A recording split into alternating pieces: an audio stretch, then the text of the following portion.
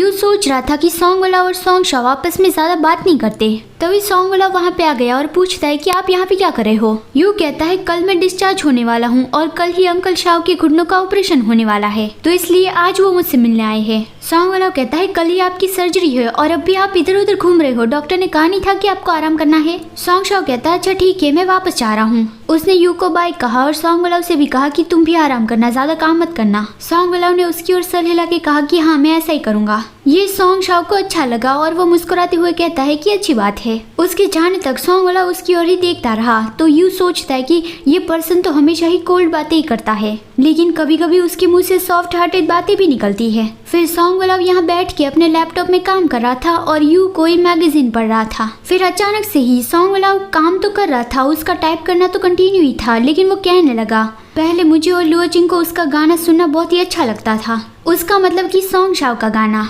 आप भूल गए हो तो मैं बता देती हूँ कि लुओ चिंग सॉन्ग वाला का अल्फा फादर है और सॉन्ग शाओ सॉन्ग वाला का बीटा फादर। सॉन्ग वाला यू को उन दोनों की कहानी बताने लगा कि उसके पेरेंट्स कैसे मिले थे। वो दोनों ऐसे ही स्ट्रीट पे मिले थे। लुओ चिंग था लुओ फैमिली का बड़ा बेटा जो अब्रॉड पढ़ाई के लिए गया था और सॉन्ग शाओ था फोटोग्राफर। सॉन्ग शाओ को पहली नजर में लुओ चिंग से प्यार हो गया, तो फिर रोड पर ही उसने उसकी फोटो खींच ली, लेकिन लुओ चिंग ने उसे देख लिया। तो फिर उसने सॉन्ग शाओ के पास आके कहा कि इसे डिलीट करो और सॉन्ग शाओ ने उसकी फोटो डिलीट कर दी। लुओ चिंग को तो यही लगा था कि वो बस उसकी पहली और आखिरी मुलाकात थी, लेकिन वो जब अपनी सारी क्लासेस खत्म करके उस स्ट्रीट से वापस गुजरा तब सॉन्ग शाओ वहाँ पे गाना गा रहा था। उस गाने का नाम था लविंग यू। पता नहीं सॉन्ग शाओ इतना गरीब था, उसके पास ट्रैवल करने के पैसे नहीं थे, वो बस उसी स्ट्रीट पे गाना गाता। शायद या फिर उसके कोई और इरादे होंगे, जो भी हो, लेकिन लुओ चिंग हर रोज उस स्ट्रीट से गुजरता रहा। एक हफ्ते तक ऐसा चला और सॉन्ग शाओ उस स्ट्रीट पे वही गाना गाता रहता।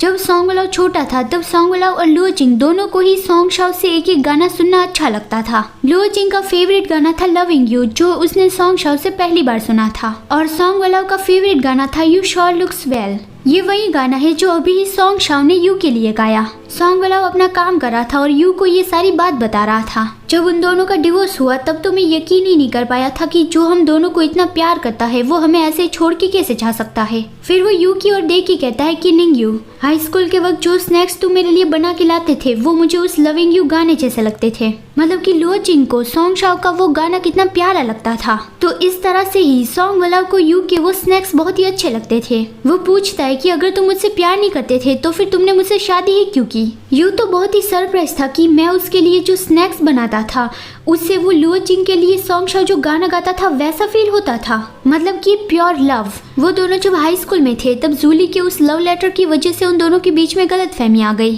फिर 7 सालों के बाद उन दोनों की शादी हुई। यू सॉन्ग वाला उसे शादी के लिए इसलिए माना था क्योंकि निंगशी ने उसके लिए जाल बिछाया था। वो उस जाल में फंस गया। निंगशी ने कहा था कि तुम्हारा बच्चा अभी तक जिंदा है और अगर तुम सॉन्ग वाला से शादी करोगे तो ही मैं बताऊंगी कि वो कहाँ पे है। तो इस तरह से यू ने सॉन्ग वाला से शादी कर ली, लेकिन शायद सॉन्ग वाला को गलतफहमी हो गई कि यू उससे प्यार करता है इसलिए उसने उससे शादी की है। और वो कहता है तुम मुझसे प्यार करते हो इस वजह से ही तुमने मुझसे शादी थोड़ी की है। और उसने बता दिया कि निंगशी ने उसे कैसे फंसाया। निंगशी ने मुझे बताया कि 7 साल पहले वाला बच्चा अभी तक जिंदा है, अगर मुझे बच्चा चाहिए तो फिर मुझे तुमसे शादी करनी होगी। लेकिन फिर आखिर में उसने मान लिया कि बच्चा कब का मर चुका था। तुमने अपनी कंपनी के लिए और मैंने अपने बच्चे के लिए, हम दोनों को ही एक दूसरे की जरूरत थी, इसलिए ही मैंने तुमसे शादी की। अगर ये तुम नहीं होते तो भी मैं उससे शादी कर लेता। सॉन्ग वाला को ये अच्छा नहीं लगा। उसने गुस्से से कहा कि तो तुमने सिर्फ बच्चे के लिए ही मुझसे शादी की थी। यू कहता है हाँ, सिर्फ बच्चे के लिए ही मैंने तुमसे शादी की। सॉन्ग वाला उसे पूछता है क्या बच्चे के अलावा और कोई तुम्हारी विश है।